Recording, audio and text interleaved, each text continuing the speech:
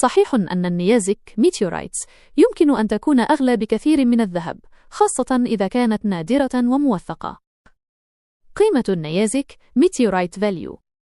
الندرة والأصل: النيازك القادمة من المريخ أو القمر. النيازك نادرة، ما تلقاهش كل يوم.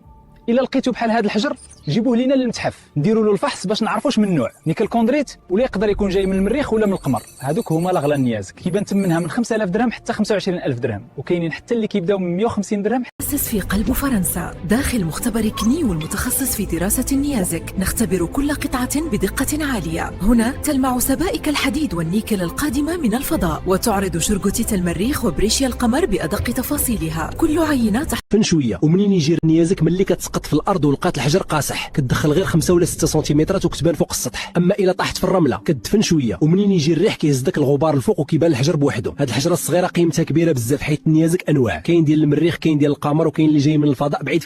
صحيح أن النيازك ملي كتسقط في الارض ولقات الحجر قاصح، كتدخل غير 5 ولا 6 سنتيمترات وكتبان فوق السطح. اما الا طاحت في الرمله كتدفن شويه، ومنين يجي الريح كيهز داك الغبار الفوق وكيبان الحجر بوحده. هاد الحجره الصغيره قيمتها كبيره بزاف، حيت النيازك انواع، كاين ديال المريخ، كاين ديال القمر، وكاين اللي جاي من الفضاء بعيد. اليوم لقينا في الصحراء ديال المريخ هذا الكوندريت فيه النيكل والحديد، وزنه 12.4 غرام. الا كان جديد الثمن ديالو كيطلع حتى ل 5000 درهم للغرام الواحد، والا كان قديم كيبدا من 25 درهم وكيطلع تدريجيا 150 250 350 600 حتى ل 500 ولا 1000 درهم.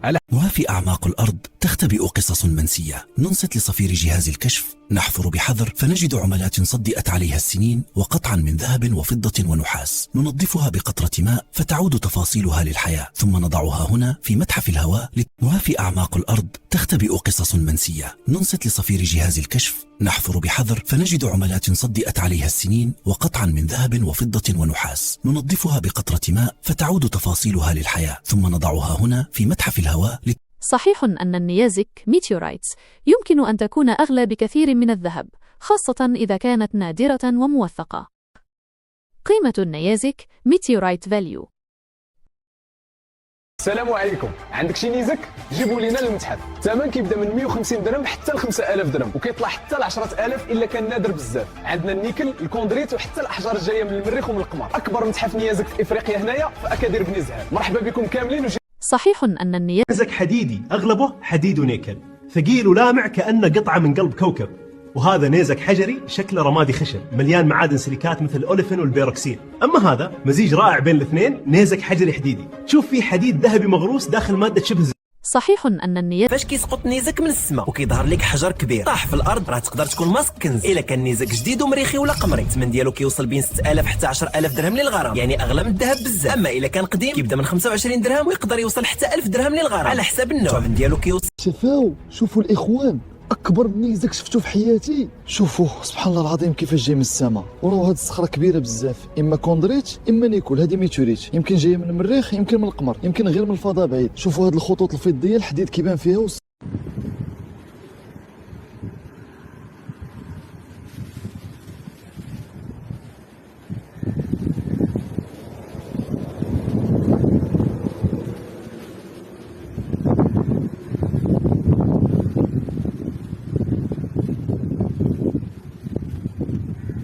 اليوم في السوق المغربي الغرام واصل حتى ل 6000 درهم، كيلو الناقين ديالنا 1000 درهم، وكي كاين حتى ب 1500 و600 و150 درهم الغرام حسب الجوده. هذا الشيء كامل تقدر تشوفه بعينك في اكبر متحف المعادن في افريقيا هنايا في اكادير. متحف زوين منظم وعنده عينات نادره. بارطاجيو هذا الفيديو باش توصل. السلام عليكم، عندك شي نيزك جيبوا لينا للمتحف. الثمن كيبدا من 150 درهم حتى ل 5000 درهم، وكيطلع حتى ل 10000 الا كان نادر بزاف. عندنا النيكل، الكوندريت، وحتى الاحجار الجايه من المريخ ومن القمر. اكبر متحف نيازك في افريقيا هنايا في اكادير بني زهال. مرحبا بكم كاملين. هنا في متحف اكادير، اكبر متحف النيازك في افريقيا. تقدر تشوف احجار جايه من الفضاء، بعض القطع كتوصل قيمتها حتى 10000 درهم. فالغرام بحال هذا النيزك الذهبي الصغير. هذه الشريحه الحديديه وزنها كيلوين تقريبا، كل حبه فيها تاريخ ديال النظام الشمسي. الغرام الواحد. الندرة والأصل: النيازك القادمة من المريخ أو القمر هي الأندر والأعلى قيمة على الإطلاق. نيازك المريخ Martian Meteorites يمكن أن يصل سعر الجرام الواحد